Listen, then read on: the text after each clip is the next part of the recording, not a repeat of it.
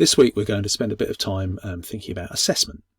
Now, I know when I say that, some of you will be thinking, well, hang on a minute. I've only just pushed ajar the door to my digital classroom, and I've kind of put a few resources in there, like you said, and I don't know, how can we, don't assess me on that. And I think this will be informed, your view of assessment will almost certainly be informed by how it works in your school. So if your school is very big on those kind of end of semester, end of term, end of year assessments, those kind of high stakes tests that often appear at the far end of something, sometimes called terminal assessment, you can judge whether that's right or not. That might inform, and you think, well, assessment's not appropriate for where we are now. We've just started. But actually, I think assessment does work here. And to inform that, what I'd say is that it might be a simplistic view, but for some people it's a really rich view, and it's dividing assessment into broadly two types: summative assessment and formative assessment. So summative assessment are those end of unit, end of semester tests that look back and try to assess what's been learned or what progress has been made during that time period. They're almost always at the end of a particular period of time, however that is defined. Whereas formative assessment is very much in the middle of teaching. It's used sometimes several times a week or even a day in some classes to really inform what comes next. And that inform word is quite a helpful word if for some reason the word formative doesn't really land in your and take root in your professional brain. So informative assessment, because effectively it informs what you're going to do next. But I think formative is actually quite a useful word. If you think about your formative experiences as a child, many people's, they kind of shape, to some extent, the person you've become. They kind of shape and mould the person you've become. And a formative assessment is quite helpful to think about it like that, because it should ideally shape and mould the sort of teaching and the content and the route we take through our particular subject. But I think it's particularly important to do this sort of assessment now, even though we are only, we're 3 weeks in to this. It may feel like 33 weeks, I know, to this journey from the classroom to the homeroom. But there is every indication we could be here for months.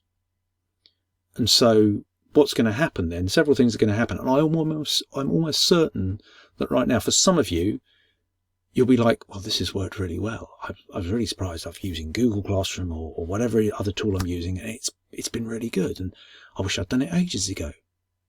But for others of you, you'll be thinking, well, last week I had some great plans, and then I had to queue at the grocery store for 3 hours to get, a loaf of bread and one toilet roll. And I just put some stuff out there in a hurry, and I'm not sure if it's right, and I don't know if the students looked at it, and I'm feeling a bit disheartened. That's quite understandable, and probably everyone is on a scale, on a point on a line somewhere between those two extremes. But I would say that neither you or I, particularly now, where all of our concerns around us, our families, our provisions, illness close and far away among friends and family, might be encroaching on that time that we've tried to carve out as professional time, because we know we have some sort of responsibility to our students, and we really need to make sure that we can deliver on that. But all of those other things will push onto that. So I think using your time wisely is really important, and I think that doing a good piece of formative assessment now is going to help ensure that. It's going to help you make that time you can carve out is going to be used doing the right sort of stuff, preparing the right sort of materials, but also that your students will get the right support from you and the right input in terms of the curriculum and the topics they're going to be looking at. It can also help you understand where your students are emotionally and socially. I don't know if in the past few weeks you've managed to actually meet with your students en masse, either using Google Meet or Zoom or whatever you're using. But you might think, well, I've done that, so I kind of know where they are. But actually, we all know from varying degrees of bitter experience that if you get a whole wall full of people on your screen and you ask them all how they're doing, most people will say they're doing okay. That applies to adults as well as children, but peer pressure among children is often ramped up a bit more on a screen than it is face to face. So it's unlikely you're going to get anyone saying, actually, I'm really struggling. So I'm going to suggest 3 pieces of formative assessment you could do this week, next week, the following week, whenever you want to. Now, you could do all 3 of these, or you could just choose one. You know your class better. You know what will work, and you know what will not work at all. So you can make an informed choice about this. The first way I'd do it is by really using formative assessment to find out how ready your students are to access the learning that you're asking them to. So that might be emotionally, socially, practically. So they might be struggling, they might have bereavement, they might be unsure about Granny who's a long way away and I haven't heard and I'm not sure how she's doing. Socially might just be the house isn't good at the moment because it's tense. And I'm not really, or practically, you might know that one of those students normally has a laptop during term time. And so therefore, he's got a laptop. Well, actually, everyone else is in the house. No one else is at school or at work. Everyone else is in the house. Maybe he doesn't have the access he used to have to that because there's lots more people in the house and they're all wanting to do their online learning.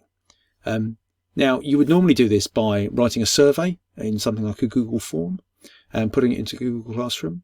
And that's going to be potentially something that's really, really helpful because those answers don't have to be right. They just have to be honest. But also it's going to be private between you and the student. You'll be able to get a view across your entire class or your cohort, but also the student will know that you know that he or she is not doing great. And you can take that into account. Because normally in a classroom, you would look out or be in your classroom and you'd say, she's not doing great. I need to give her a bit of support. I'm going to catch up with her or ask her parents how she's doing.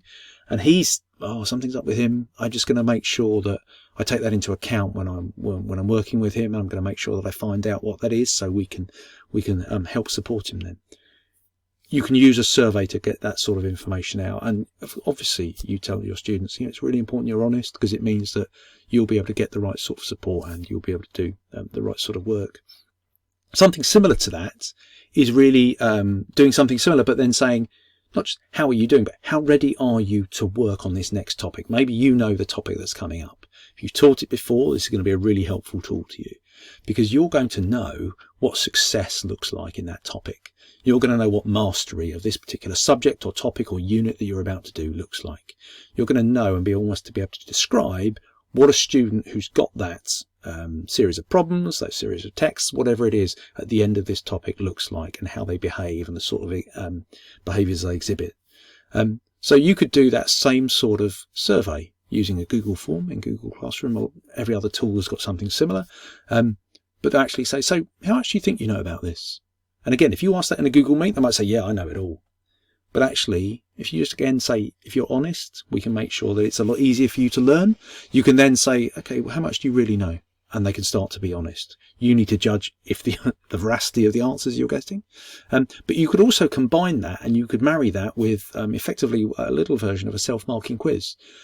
If, as I've said, if you know what success at the end of this unit looks like, and you know that actually the route to success involves fixing some maybe things that students regularly get wrong, you can start to ask questions and just apply a bit of focus on those areas that you know are really critical to success in this particular topic.